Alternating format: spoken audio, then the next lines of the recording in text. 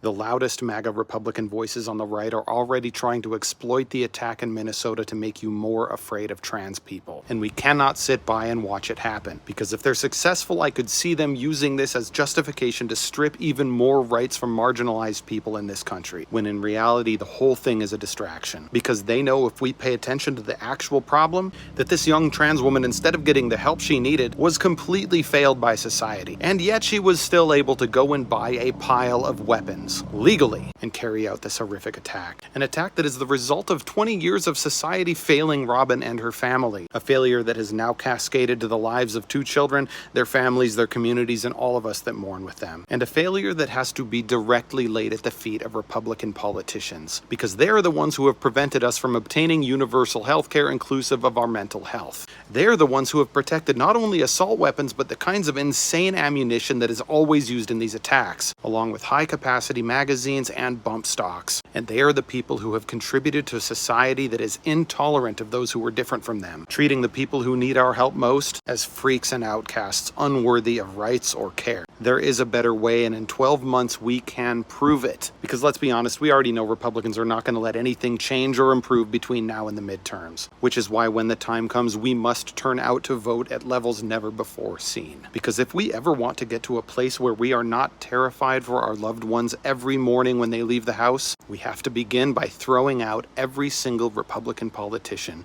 who has ever fought change.